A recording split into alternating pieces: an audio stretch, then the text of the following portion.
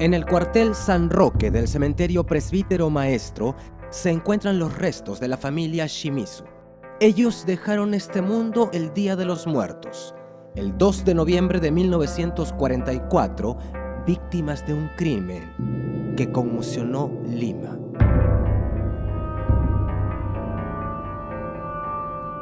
Tamotsu, Hanae, Tokio, Yoshiko, Sumiko, Carlos y Mika.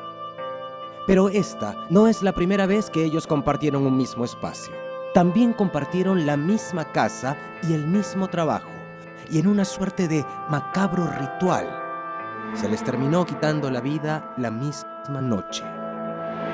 Soy Marcelo Rivera y esto es Historias detrás de la muerte.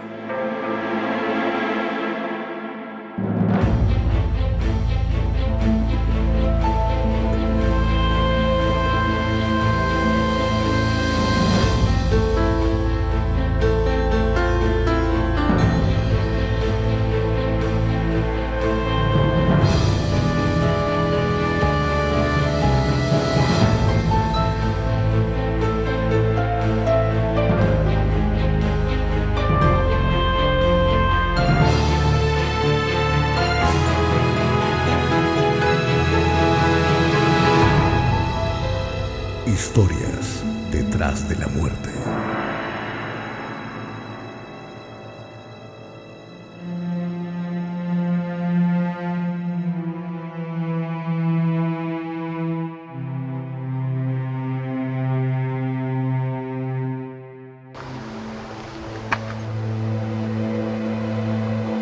¡Qué silencio! ¿No le parece, mi cabo?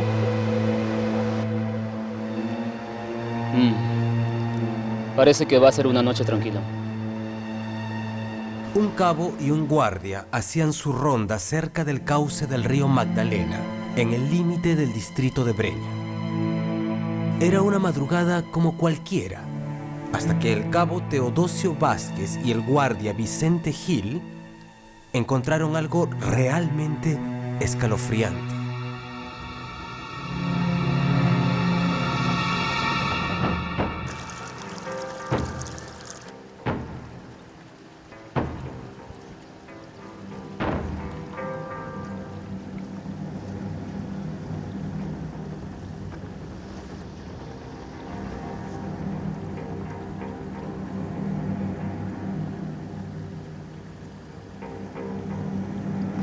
Está muerto. Le han pegado fuertemente en la cabeza. Por Dios, si solo es un niño. Y parece que hay más por atrás.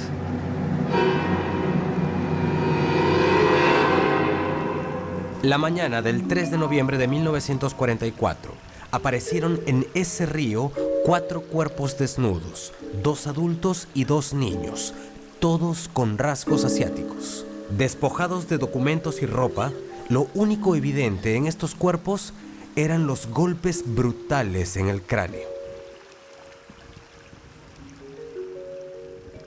La policía temió lo peor.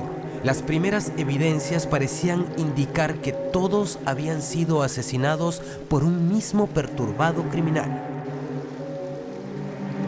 Hay que informarle de inmediato al capitán.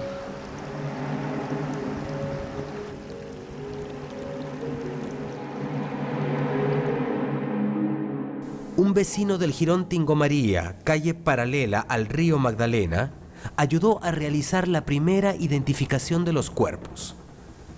Eran miembros de la familia Shimizu, vecinos de la misma calle.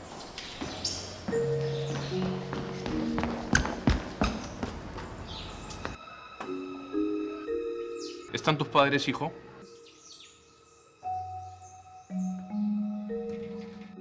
Esperemos que quiera colaborar.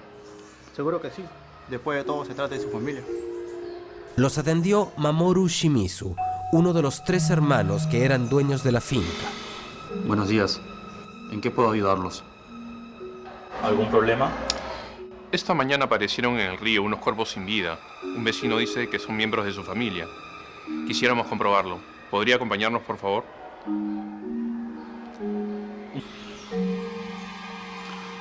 Un momento. Voy a avisarle a Naito para que vaya conmigo. Una mancha de sangre cerca de la puerta de la casa hizo sospechar a la policía que el asesinato se había cometido en ese mismo lugar. Sin querer, habían llegado a la escena del crimen. Mamoru Shimizu y su mayordomo Kiyoshi Naito identificaron los cuerpos encontrados en el río. Efectivamente, se trataba de los miembros de su propia familia. Tokyo Shimizu, su sobrino de 7 años de edad. Su hermano de 40 años, Tamotu Shimizu. Su sobrina Shimiko Shimizu. Y finalmente, Carlos Hiromu Tomayashu, un familiar cercano con quien compartían la finca. Pero ese fatídico día todavía traería más misterios por revelar. 2 cuerpos más aparecieron en el río. Mamoru Shimizu logró identificarlos a todos. Se trataba de su sobrina Yoshiko Shimizu y la esposa de Carlos, Mika Kakide de Tomayashu. Todos ellos asesinados brutalmente. Todos miembros de una misma familia. Para los investigadores, era claro que algún oscuro móvil se ocultaba tras estos asesinatos. Pero, ¿cuál podría ser? En cierta forma, la hipótesis de la venganza parece ser la más razonable. Un resentimiento que fácilmente puede decantar en odio y ese odio a su vez en violencia homicida. El primero en ser interrogado fue el mayordomo de la familia, Naito. Sus declaraciones ayudaron a entender mejor los eventos de la trágica noche del 2 de noviembre.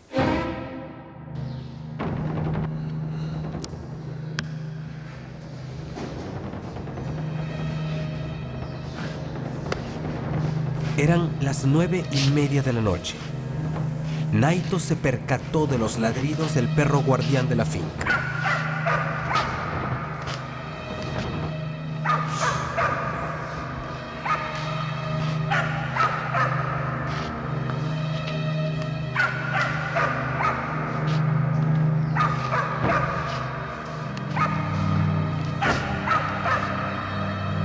Caminó a ver qué sucedía con el perro y se encontró con Mamoru Shimizu. Ah, señor Shimizu, me asustó. No te preocupes, Naito. Regresé porque me olvidé el dinero para comprar el arroz. El vendedor me está esperando. ¿Qué sucede con ese Bobby, ah? ¿Por qué está ladrando así? Parece que el cobrador lo ha puesto nervioso.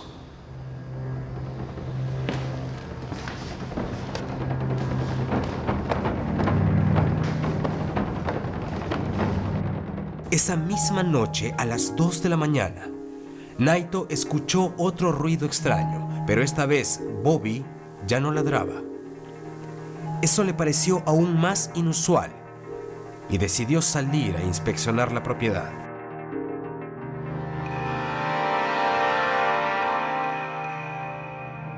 Naito no comprendía la actitud de Mamoru.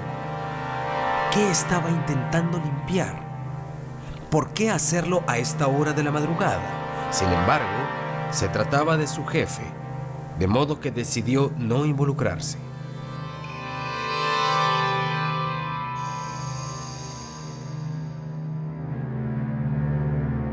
Las declaraciones de Naito brindaron las primeras pistas para la investigación. El segundo paso debía ser el análisis de la escena del crimen, la finca de los Shimizu en el jirón Tingo María. Pero a pesar de la supuesta colaboración de Naito, la policía no podía exculparlo tan fácilmente. ¿Cómo saber si él decía la verdad? ¿Cómo saber que él mismo no había cometido los crímenes? Era necesario mantenerlo en la mira como uno de los principales sospechosos. La finca de los Shimizu ocupaba casi una manzana y tenía 2 entradas. Una por la calle Manoa y otra por el jirón Tingo María, donde se encontraba también instalado un depósito de carbón. La casa era de diseño sobrio y su decoración representaba una elegante fusión de la cultura japonesa y peruana. El jardín al estilo japonés hacía notar la gran afición de esta familia, además de transmitir una gran serenidad. Viendo esa apacible casa, era casi imposible imaginar que en su interior se había cometido el crimen más sanguinario de la época. Todo ocurre rápidamente a partir del hallazgo. Implica realmente movilizarse rápidamente a partir de una intuición básica. La posibilidad de que el asesino estuviese precisamente todavía, digamos, cercano y accesible. La rapidez permitió en todo caso poder encontrar al culpable y no solamente eso, ¿no?, sino también esclarecer todos los pormenores necesarios para poder comprender qué es lo que había ocurrido acá. La exhaustiva búsqueda incluyó también los alrededores de la casa. En un desagüe se encontró una pistola Star cargada con 6 balas y con el seguro puesto. La policía también encontró una caja de fierro y un cofre, ambos cerrados. Capitán, todas las sábanas disfrazadas han sido retiradas de la cama de las víctimas. ¿Y qué más han encontrado? Varias manchas de sangre en el cuarto del señor Tamoto Shimizu. Y también nos han informado que la señorita Hanae Shimizu también ha desaparecido. ¿Cómo?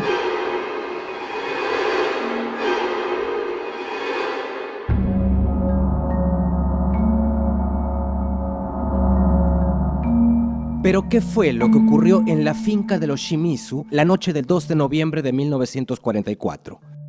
¿Qué ocultaba esta familia? Luego de la desaparición de Hanae, Mamoru Shimizu y Kiyoshi Naito tenían aún más por explicar. Aunque fueran colaboradores con la policía, esta no podía descartarlos como sospechosos. Y los peores hallazgos estaban aún por llegar.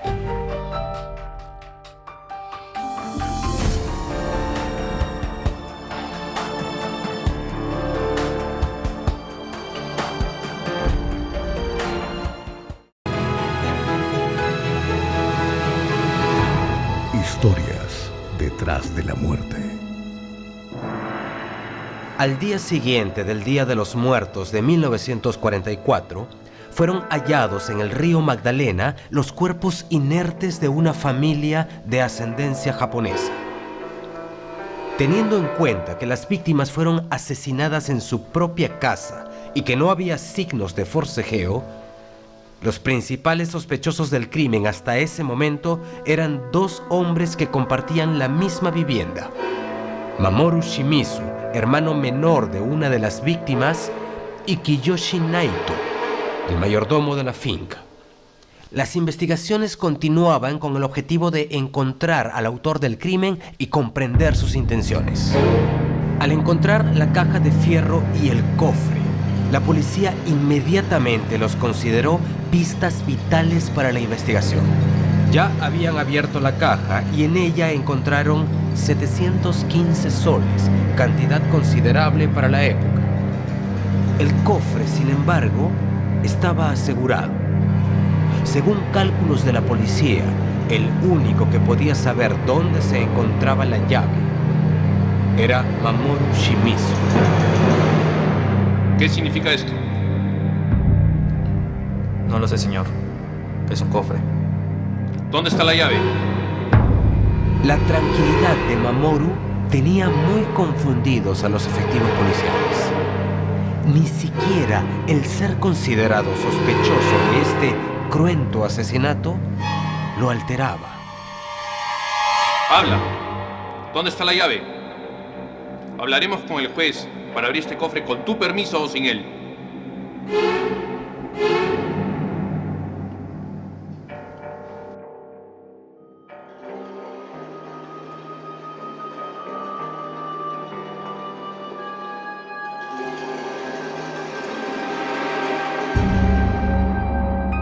Una vez violentado el cofre, se descubrió que era propiedad de Hanae y Tamoto Shimizu. Dentro de él habían monedas, reliquias japonesas, un sello, sobres con cheques y una importante suma de dinero en efectivo.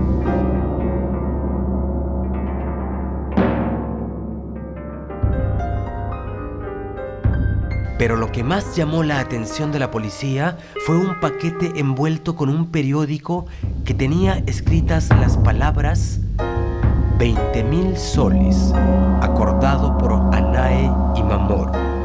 Dentro habían 20 fajos de billetes, todos retirados del Banco de Crédito del Perú. ¿Pero qué significaba esto? ¿Tenía algo que ver con el crimen? Capitán, ¿Qué ocurre?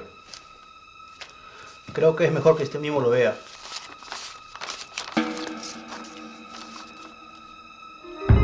¿Qué significa esto?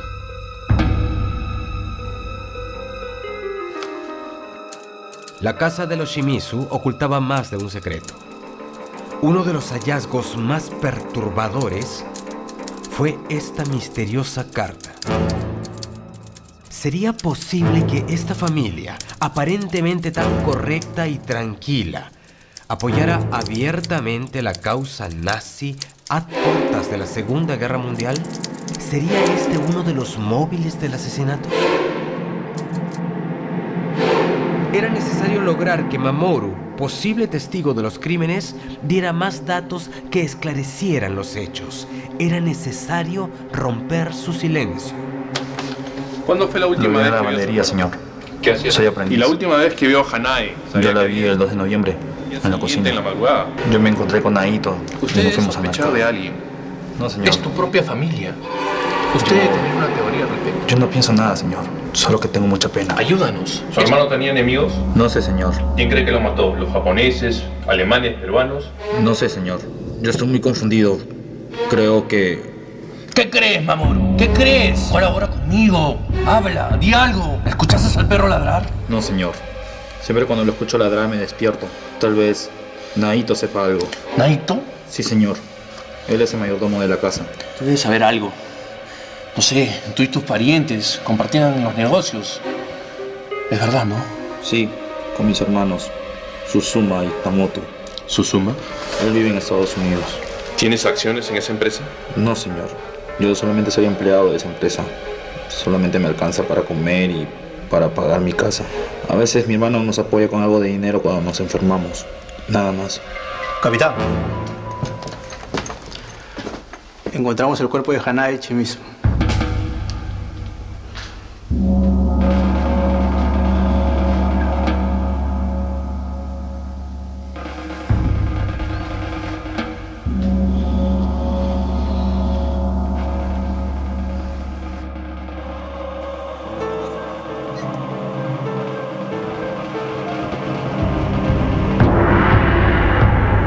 Con la aparición del cuerpo de Hanae Shimizu, ascendía a 7 el número de las víctimas. Y la policía confirmaba una aterradora teoría. Teniendo en cuenta que las víctimas presentaban fuertes contusiones en el cráneo y no tenían heridas de forcejeo, la policía dedujo que el asesinato se llevó a cabo mientras dormían. El ataque fue de una gran cobardía. Ellos ni siquiera pudieron defenderse. Ni siquiera pudieron pelear por su vida.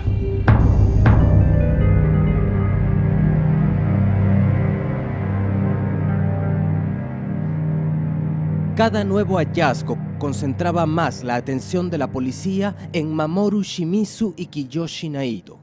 Las evidencias parecían indicar que alguno de ellos había masacrado a esta familia con un objeto contundente en la mitad de la noche.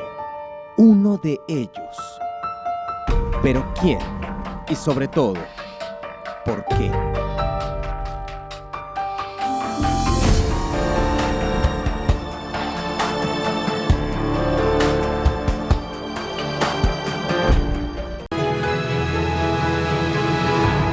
Historias detrás de la muerte. 7 cuerpos habían sido encontrados en el río Magdalena. Ellos habían sido asesinados por un hombre de su entera confianza. ¿Pero de quién se trataba? Eran 2 los sospechosos. Ambos tuvieron la oportunidad de cometer el crimen y los 2 se declaraban inocentes. La policía estaba lejos de determinar a ciencia cierta quién era el asesino. Hasta que apareció una pista que parecía acercarlos más a la solución del caso. ¿Dónde encontraron el saco? En el garaje, señor. Ese saco azul fue la primera prueba material con la cual la policía esperaba esclarecer el caso.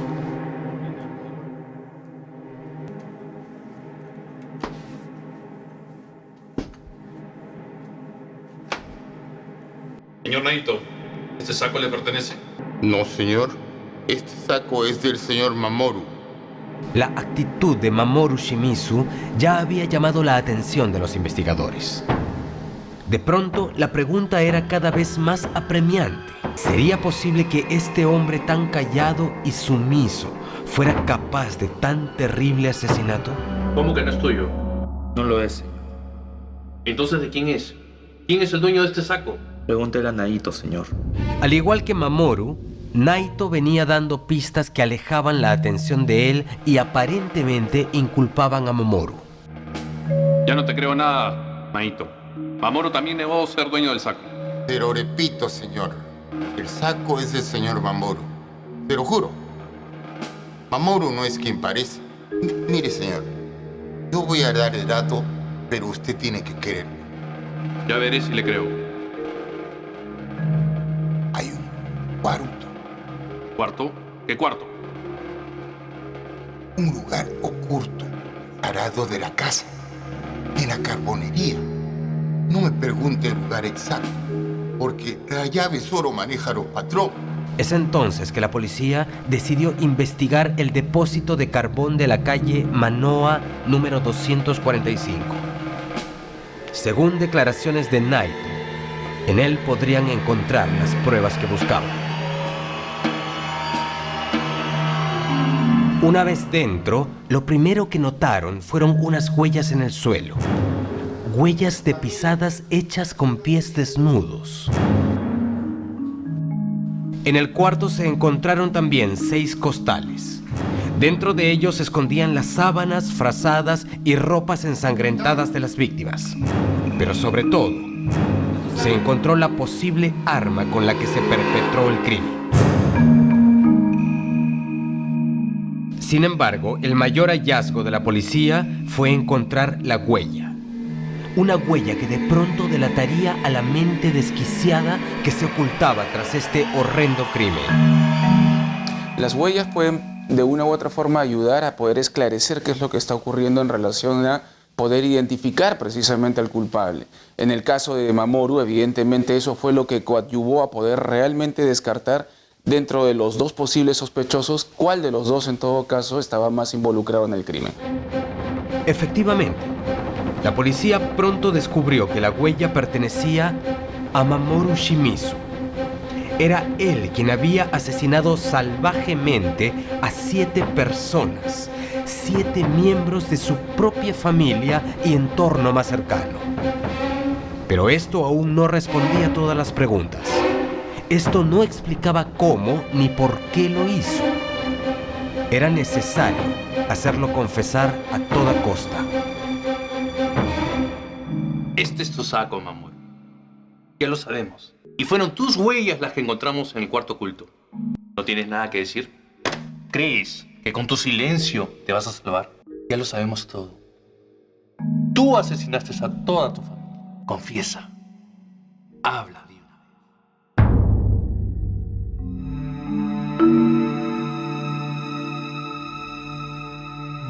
Las pruebas ya eran suficientes para inculpar a Mamoru Shimizu. Solamente faltaba su confesión. Pero él se mostraba en silencio, imperturbable. La policía tenía que actuar con mucha cautela. Si querían llegar a la verdad, tenían que desestabilizarlo. Pero tenían que encontrar la forma de hacerlo. Es entonces que 10 días después de haberse cometido el asesinato, el juez propone una nueva táctica: confrontar a Mamoru Shimizu con su esposa, Sumiko.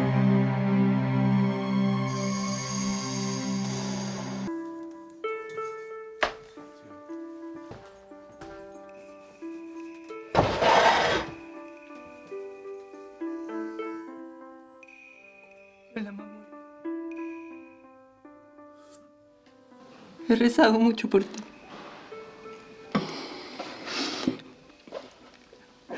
No hay necesidad de que esto continúe. Habla, Mamoru. Dile verdad. Cuéntalo todo, por favor.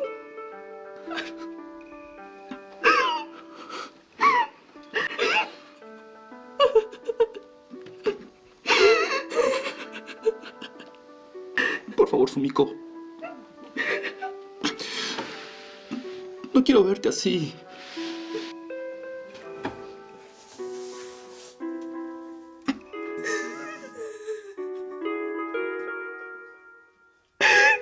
Puedo más, Mamoru. Yo sé la verdad. Yo sé lo que hiciste. Confiesa, te lo ruego. Hazlo por mí. Por nuestra familia, Mamoru.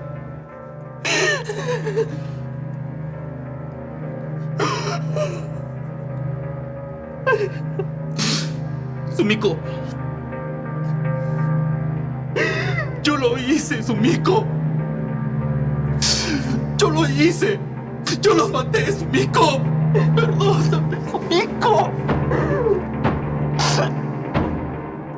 Mamoru Shimizu finalmente había admitido la muerte de los 7 miembros de su familia. Sumiko.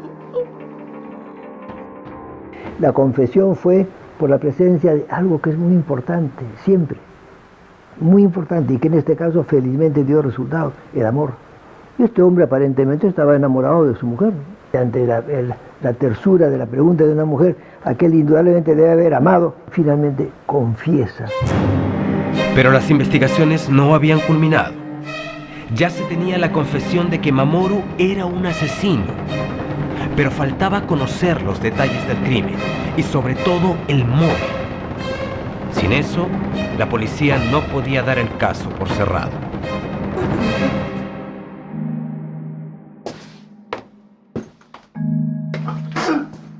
Perdóname, Sumiko. Sumiko. La identidad del asesino era una pieza importante de este rompecabezas, y la policía estaba a punto de obtener los datos que faltaban para esclarecer los hechos. Lo que jamás imaginaron era que luego de su emotiva confesión, Mamoru volvería a su hermetismo. Habla. ¿Cómo lo hiciste? ¿Actuaste solo o con compañía? Habla, ya confesaste. ¡Habla! De nada te va a servir callar. Quiero descansar.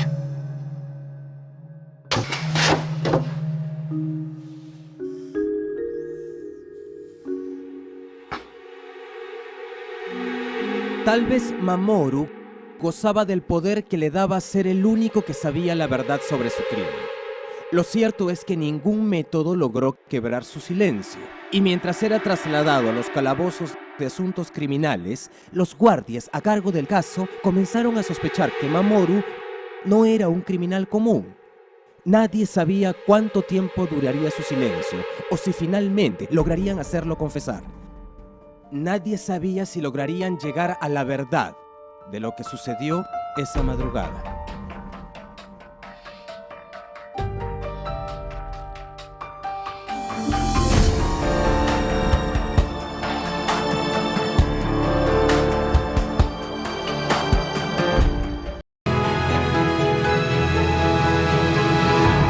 Historias detrás de la muerte.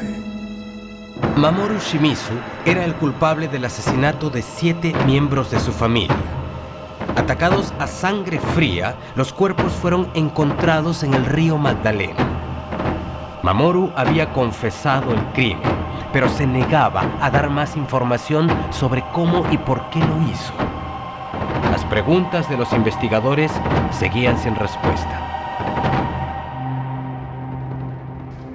Habla, Mamoru. ¿Cómo los mataste? Sabemos que tú lo hiciste. Dinos cómo lo hiciste y por qué. Posiblemente Mamoru ya se sentía muy amenazado, estaba pues siendo acosado.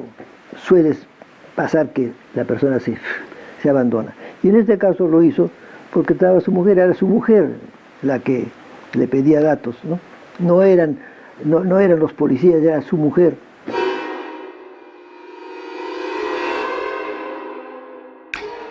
Vamos, Mamoru. Ya tenemos todas las pruebas. Tenemos tu saco, tenemos tus huellas de sangre. Sabemos lo del cuarto oculto. Sabemos que quisiste esconder las pruebas. Sabemos que tú lo hiciste todo. Sabemos que tú lo planeaste todo. Pero necesitamos los detalles. Necesitamos cerrar este maldito caso. Finalmente Mamoru decidió hablar, pero nadie estaba preparado para escuchar todos los escalofriantes detalles que Mamoru estaba a punto de relatar.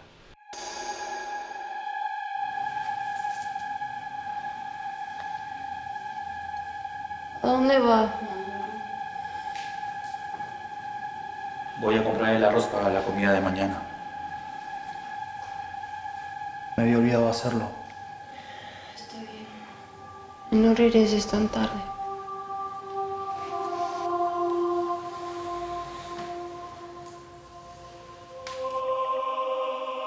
¿Y qué hizo al salir de la habitación? Llevé al perro al garaje y lo amarré para que no hiciera bulla. Luego cogí la bolsa de arroz que había guardado para mostrársela a mi esposa. Entré a la casa y de repente el perro comenzó a ladrar muy fuerte. Fue ahí donde me encontré con Naito. ¿Mamoru? Sí, ya regresé. Ahora puedes dormir tranquila.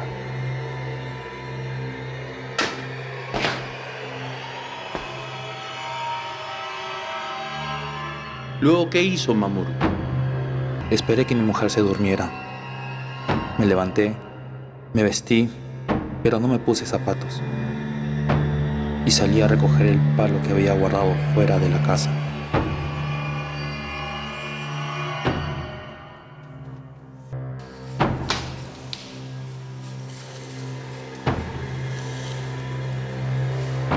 Mamoru había planeado todo cuidadosamente. En la mano llevaba un palo de 85 centímetros de largo y base rectangular. Esa sería el arma homicida. Pero su plan no podía fallar y Mamoru estaba dispuesto a todo. Así que también llevaba consigo una pistola Star que le habían regalado.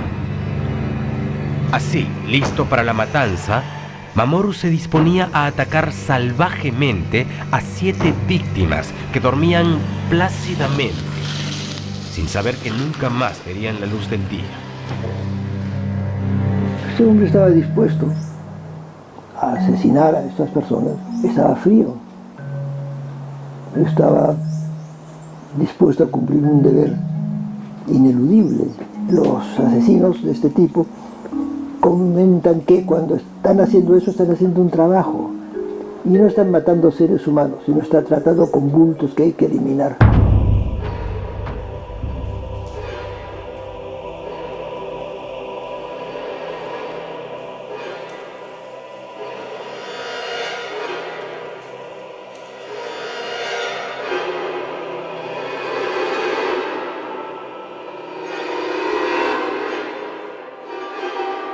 Mamoru Shimizu caminaba sigilosamente por la casa.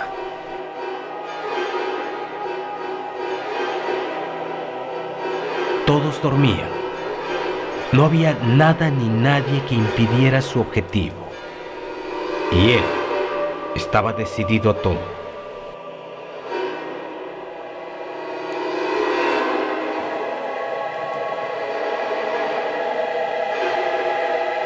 No había marcha atrás. No le importó que fuera su hermano, que hubieran niños en el cuarto, sus propios sobrinos. No le importó nada. Solo su principal objetivo: matar.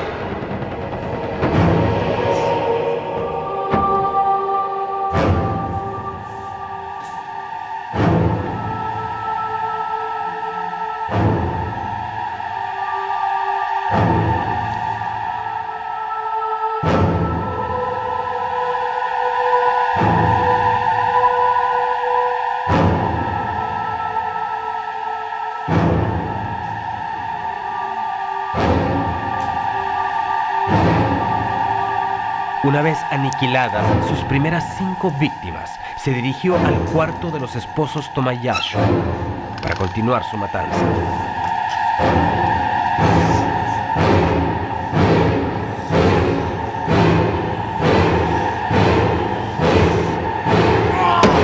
Y así, con una tranquilidad que resultaba perturbadora, Mamoru siguió relatando con horrendos detalles cómo borró las huellas de su desnaturalizado crimen.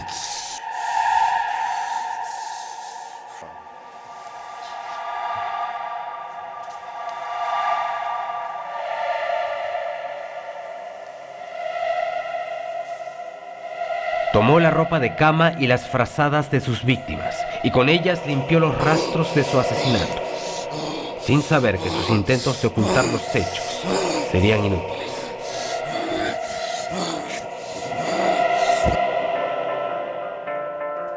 Tras ese aspecto serio y prudente, Mamoru Shimizu ocultaba una mente muy perturbada. A sangre fría y con una cuidadosa planificación, había asesinado a 7 miembros de su familia y entorno más cercano. Los investigadores ya tenían los detalles del crimen, pero Mamoru no había dicho una sola palabra sobre cuál fue su móvil. ¿Qué lo había llevado a cometer semejante atrocidad? La policía no descansaría hasta descubrirlo.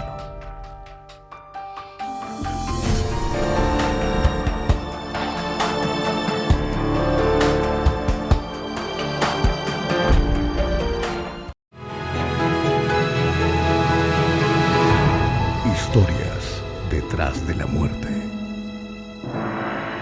El crimen de la finca en el jirón Tingo María había sido resuelto gracias a las pesquisas de la policía.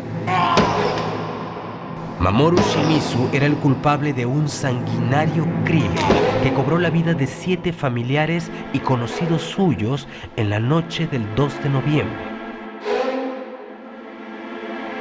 Entonces todo fue planeado. Desde el inicio quiso inculpar a Naito, manchándole su saco de sangre. Luego de manchar el saco azul de Naito con sangre, lo arrojó cerca del perro. Al terminar, regresó al cuarto y, como si nada, despertó a su esposa para comenzar el día.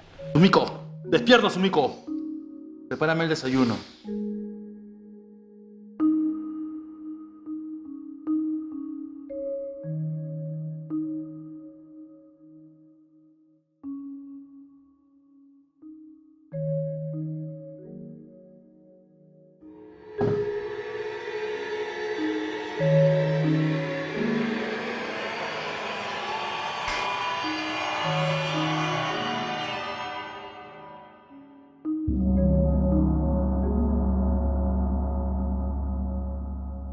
Cuando ocurre lo más álgido o lo más grave de una violencia homicida, pareciera que existe un elemento post que es una especie de aletargamiento. Lo que podemos apreciar en Mamoru es en cierta forma cierto margen de comodidad o de confort. Ya ha cubierto cualquier pista que, entre comillas, pudiera sindicarlo a él como culpable.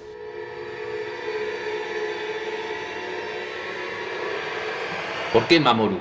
¿Por qué lo hizo? ¿Por venganza? ¿Por dinero? ¿Por un ajuste de cuentas? ¿Qué había entre ustedes? Era mi negocio. Yo tenía derechos. Luego de mucho indagar, los investigadores concluyeron que el asesinato tal vez se debió a un deseo de venganza por parte de Mamoru por un tema de negocios.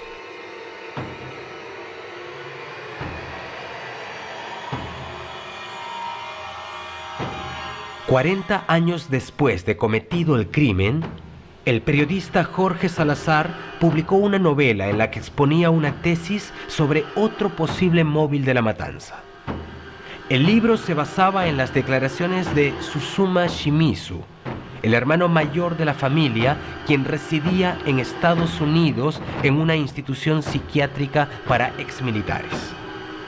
De acuerdo a sus declaraciones, el crimen de Mamoru Shimizu fue una venganza, sí, pero no por los motivos que la policía había pensado, sino porque su hermano mayor había sido traicionado por Tamotu Shimizu, el tercero de los hermanos y gerente de la empresa familiar, quien lo había delatado a la brigada policial que se encargaba de perseguir a los japoneses con motivo de la Segunda Guerra Mundial.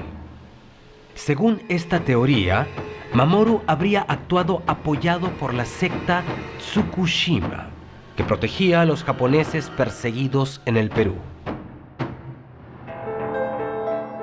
Aunque esta teoría nunca se confirmó, fue parte de las especulaciones periodísticas de la época. En los últimos días de Mamoru, muchos quisieron adivinar cuáles fueron sus verdaderos móviles. Nadie podía imaginar que este hombre de aspecto simple y frágil era el asesino de la finca Shimizu. El 5 de junio de 1959, Mamoru Shimizu muere en la cárcel central de varones a causa de una inyección mal aplicada. Nunca se supo qué pasó con la fortuna que heredó luego de asesinar a su familia. ¿A quién benefició el dinero? ¿Acaso a la madre de sus hijos? ¿O quizás a la terrible secta nipona? Este es otro de los misterios que la familia Shimizu se llevó a la tumba y que jamás podremos descubrir.